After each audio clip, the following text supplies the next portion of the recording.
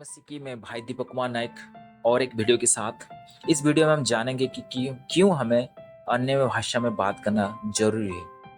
मैं आपको बताने जा रहा हूँ, ये सारी चीज़ खुदा से आता है और खुदा ही ज्ञान देता है। तो मेरा ये कोई ज्ञान नहीं, ये खुदा ने दिया है, खुदा की महिमा हो। और आप जान पाएंगे कि क्यों हमें अन्य भाषा में बात करना चाहिए। तो ये शैतानी किंगडम स्ट्रक्चर में पहले ही लिखा हूँ। क्यों लिखा हूँ? क्योंकि आपका जानना बहुत जरूरी है कि शैतान काम कैसे करता है। तो हम चलते हैं इफिसियों की किताब 6:12, जो कि पौलुस की तरह लिखा गया है। वो लिखते हैं, for our struggle is not against the flesh and blood but against the rulers, against the authorities, against the powers of this dark world and against the spiritual forces of evil in the heavenly realms. तो देखिए, मैंने 4 colour में बांट दिया, against the rulers, against the authorities, against the powers, against the spiritual forces. तो ये जो वचन है, इस वचन में हमें एक हायरार्की, शैतान का जो काम करने का तरीका, वो हमें पता चलता है कि किस तरीके से वो एक वेल ऑर्गेनाइज्ड किंगडम है शैतान का। तो आप सोचोगे कि जो अगेंस्ट रूलर्स है, ये मैंने नीचे क्यों रखा है, ऑथोरिटीज उसके ऊपर में, पावर्स उसके ऊपर में, फिर स्पिरिचुअल फोर्सेस ऊपर में। तो देखिए, पहला जो है, ये चारों, ये जो रूलर्स है, ये पृथ्वी में काम करते हैं, जो कि समंदर के नीचे पे भी शैतान का काम करते हैं। जैसे कि आपको मैं बता दूं, लेवाइथन आप पढ़े होंगे कि जो पानी में रहता है, एक सरपेंट टाइप जीव है, और यीशु पानी के ऊपर चले, उसके पीछे भी एक स्पिरिचुअल रीजन है। और आपको पता होगा कि एक किस्सा जहाँ पे हम पढ़ते हैं कि एक इंसान के अंदर में 2000 से दुष्ट आत्मा रहते हैं। तो वो यीशु को बोलता है कि हमें, वो दुष्ट आत्मा बोलती है कि हमें उस सूअर के अंदर डाल दे। तो जो सूअर जाते हैं, उस सूअर जाके पानी के समंदर में डूब के मरते हैं। तो जो दुष्ट आत्मा थी, वो समंदर में चले जाते हैं, क्योंकि वो कभी मर नहीं सकते। और जो सूअर थे, वो मर गए, तो वो समंदर में वापस चले गए। समंदर के अंदर में भी एक शैतान किंगडम है, शैतान, उसको मैरिन किंगडम बोलते हैं। वो मैं बाद में एक वीडियो बनाऊंगा, तो बहुत ही इंटरेस्टिंग सब्जेक्ट है। शायद ही कोई पास्टर इसके ऊपर कभी मतलब रिसर्च किए होंगे, मैरिन किंगडम। तो उसके ऊपर आ गया ऑथोरिटी। हमें लड़ना है इनके साथ पहले, रूलर्स। जितने भी आपके मोबाइल डिजाइन और जितने भी गंदे मूवीज बनते हैं, सारे मैरिन किंगडम कंट्रोल करते हैं। उसके ऊपर जो हो गया ऑथोरिटीज, ये हो गया टेक्नोलॉजी का एडवांसमेंट्स, जैसे कि ये इनको गाइड करते हैं कि किस तरीके से नया नया टेक्नोलॉजी बनाना है, चाहे एआई हो, चाहे नया मूवीज एंटरटेनमेंट इंडस्ट्रीज हो, फूड इंडस्ट्रीज हो, नया नया फूड बनाया जाए। लोग का ध्यान जो है वो संसार में डूब के रहे। जैसे कि आपको नए कपड़े चाहिए, तो मैंने किंगडम को कंट्रोल करते हैं। अच्छा अच्छा टेक्सटाइल इंडस्ट्रीज होते हैं, एडवांस टाइप के सारी चीज़ जो आज के डेट में दुनिया का लोग टेक्नोलॉजी के, जैसे VR हो गए, नया नया गैजेट्स हो गए। तो लोग का जो ध्यान है, मन है, वो संसार में रहना चाहता है। शैतान यही चाहता है कि लोग संसार से प्यार करते रहे। इसलिए खुदा यही कहता है, जो संसार से प्यार करता है वो मेरा हो ही नहीं सकता, वो मेरा शत्रु है। तो ऑथोरिटीज हो गया, ऑथोरिटीज के ऊपर काम करते हैं पावर्स, जो कि एलियन डीमंस स्पेस टेक्नोलॉजी बनाते हैं। जैसे इंटरनेट कंट्रोल इनके हाथ में रहता है। सारे आप क्या देख रहे हैं इंटरनेट पे, ये सारी चीज कंट्रोल इनके हाथ में रहता है। ऑथोरिटीज रहता है जो ये इनको गाइड करते हैं, क्या क्या बनाना है, क्या क्या डिजाइन करना है, कैसे नया नया प्लॉट, कैसे नया नया वीडियो गेम बनाने हैं, कंप्यूटर गेम्स बनाने, लोग का ध्यान, बच्चों का ध्यान जैसे इस चीजों में रहे। स्पिरिचुअल फोर्सेस हो गया, जो कि लिखा गया, देखो इसलिए लिखा गया, of evil in the heavenly रियल्म्स।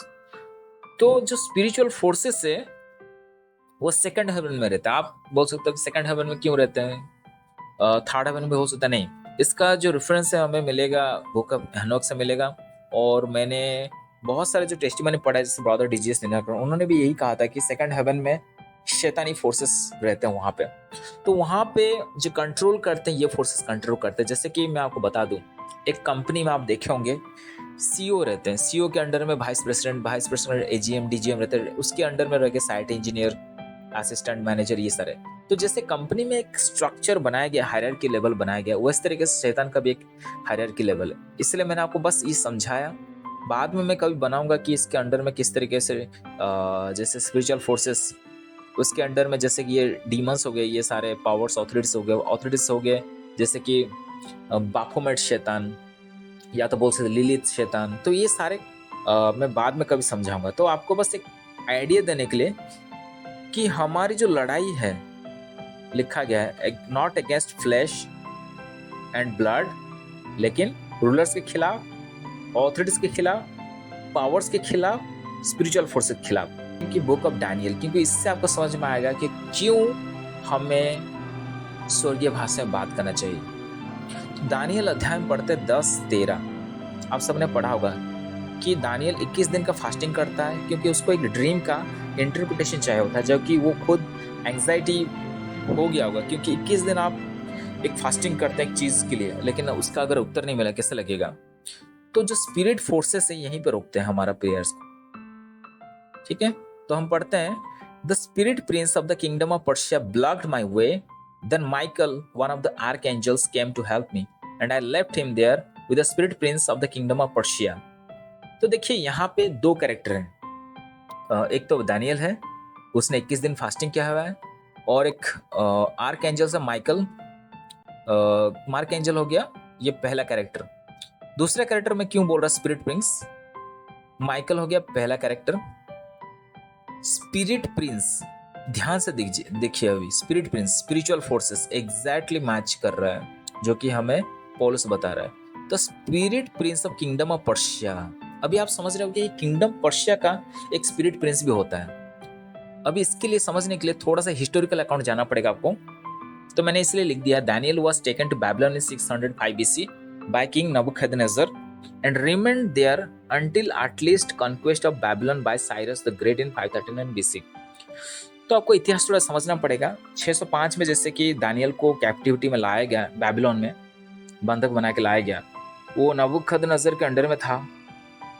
लगभग 60 साल के बाद जब मीडो पर्शियन का किंग राजा साइरस वो अटैक करता है बैबिलोन को, वो हथिया लेता है 539 BC में, ठीक है। तो उसी टाइम पे एक एम्पायर बन गया, क्योंकि हम जानते हैं कि पहले था बैबिलोन, उसके बाद मीडो पर्शियन, उसके बाद Greek empire, Roman empire, Ottoman empire, ऐसे आए।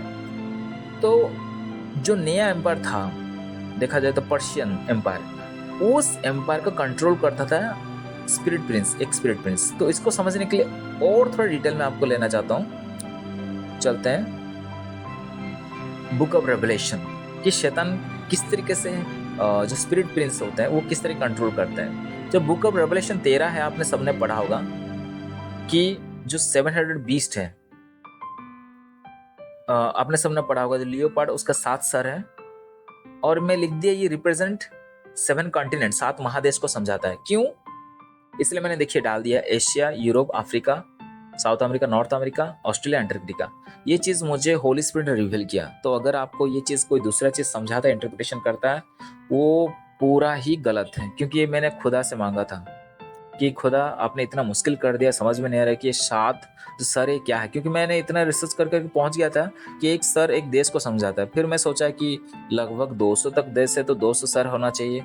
फिर मुझे होली स्पिरिट ने रिवील किया ये जो 7 सर है ये 7 कॉन्टिनेंट को समझाता है। तो मैं कभी बाद में जो रेवलेशन का चीज बताऊंगा, वीडियो बनाऊंगा, तब पता चलेगा आपको क्यों ये 7 सर 7 कॉन्टिनेंट है। तो थोड़ा डिफरेंट सब्जेक्ट है, लेकिन आपको इतना समझाने के लिए कि एक एक स्पिरिट बीइंग एक एक कॉन्टिनेंट को कंट्रोल करता है। जैसे एशिया का एक स्पिरिट बीइंग रहेगा, जैसे हमने पढ़ा किंगडम ऑफ पर्शिया का एक स्पिरिट प्रिंस है, तो वैसे साउथ अमेरिका की एक होगा, यूरोप का एक होगा। तो आपको समझाने के लिए मैं लिख दिया। तो स्पिरिट फोर्स जो है ये एक एक कंटिन्यू को कंट्रोल करते हैं। उसके अंडर में पावर्स आ गए जो कि एलियन डीमन स्पेस टेक्नोलॉजी बनाते हैं। उसके अंडर में ऑथोरिटीज आ गए, उसके अंडर में रूलर्स आ गए। रूलर्स के अंडर में अनक्लीन स्पिरिट और विच क्राफ्ट जितने भी होते हैं, ये सारी चीज रूलर्स में आ गया। तो अभी आपको समझ में आ गया कि जो किंगडम ऑफ पर्शिया का प्रिंस था, स्पिरिट प्रिंस, जो इविल प्रिंस था, उसने रोका किसका प्रेयर को, दानियल का प्रेयर को उसने रोक दिया था। तब उसके बाद माइकल को इंटरव्यू करना पड़ा। वो जब आया तब उसका प्रेयर का उत्तर मिला। आप समझ रहे हो कि शैतान रोकता क्यों है, क्योंकि आप समझ लीजिए, आप अगर यीशु के पीछे चलते हैं तो आप शैतान किंगडम के लिए एक हिट लिस्ट में आ गए। पूरा हेल आपके पीछे पड़ जाएगा शैतान। देखिए इनको सारे शैतान को सबको पता है कि उनका जो जजमेंट वो हो चुका है, उनको आग में जाना ही है। लेकिन वो कोशिश करेंगे जब तक आप जिंदा है तब तक आपको पाप में गिराने का। भले आपका अनॉइंटिंग आज है, कोई गारंटी नहीं कल भी आप अपना अनॉइंटिंग गवा सकते हैं, जैसे मैंने भी गवाया था। तो मेरा एक्सपीरियंस होली स्पिरिट के साथ है, इसलिए मैं कॉन्फिडेंस के साथ बोल सकता हूँ। और तो इस तरीके से तो आपका प्रेयर का अगर जवाब नहीं मिलेगा तो आप फेडअप हो जाओगे। तो दानियल भी वैसे ही उसको फील हुआ होगा कि किस दिन उसने फास्टिंग किया लेकिन उसका प्रेयर को रोक दिया। तो इससे हमें पता चलता है, एक आइडिया मिलता है कि जो शैतानिक फोर्सेस है वो हमारा प्रेयर्स को सुनते हैं। क्योंकि कोई प्रेयर कब रोक सकता है, जब वो हमारे प्रेयर को सुनते हैं, समझते हैं। अभी आपको क्लियर आ गया होगा। तो क्या करते हैं, जब आप प्रेयर करते हो रूलर्स, जैसे आपका पृथ्वी से आपका प्रेयर ऊपर जाता है, क्योंकि इसके बाद जो वीडियो प्ले होगा इस टीचिंग के बाद आपको कुछ ज़्यादा और क्लियर समझ में आएगा। तो ये जो स्पिरिचुअल फोर्सेस होते हैं ये आपका सारे डाटा मांगते हैं पावर से, पावर अथॉरिटी से रूलर्स।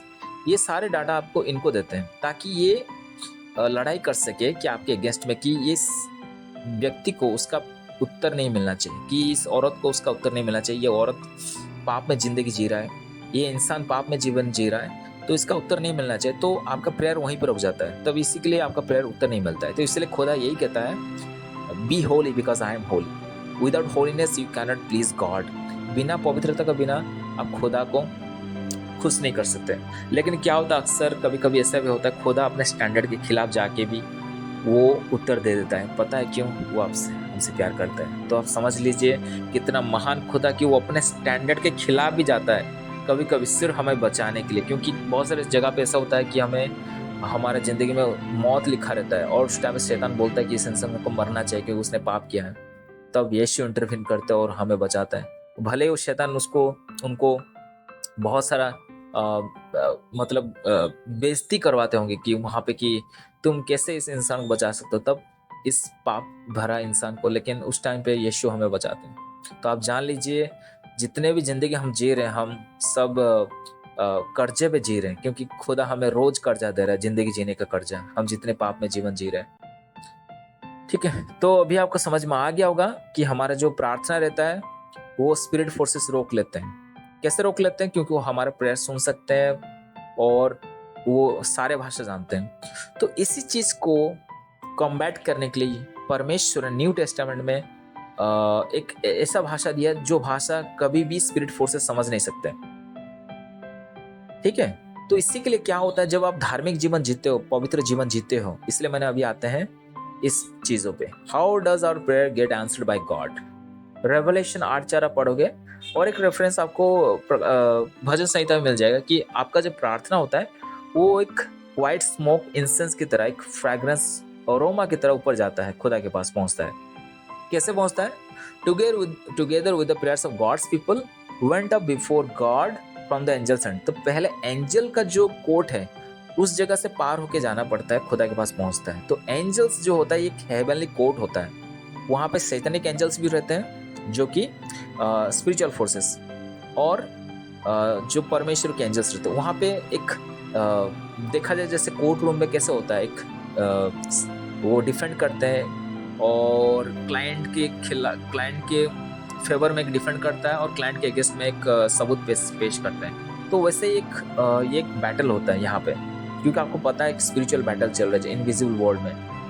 तो वो आपको हमेशा दोष लाए कि इंसान का प्रेयर का उत्तर नहीं मिलना चाहिए। भले आप मांग रहे हो मुझे जॉब चाहिए, नौकरी चाहिए, पैसा चाहिए, बच्चे चाहिए, तो ये सब रोकते हैं कि आप जब पाप में जिंदगी जी रहे हो तो ये रोक लेते हैं कि ये इंसान ने पाप में जीवन जी रहा है, इसको उत्तर नहीं मिलना चाहिए। तब वो कुछ उत्तर दे नहीं सकते। कौन? Angelic beings. तब आपका प्रेयर वहीं से रुक जाता है। फिर आपका प्रेयर एक कैसे बन जाता है मैं बताता हूँ।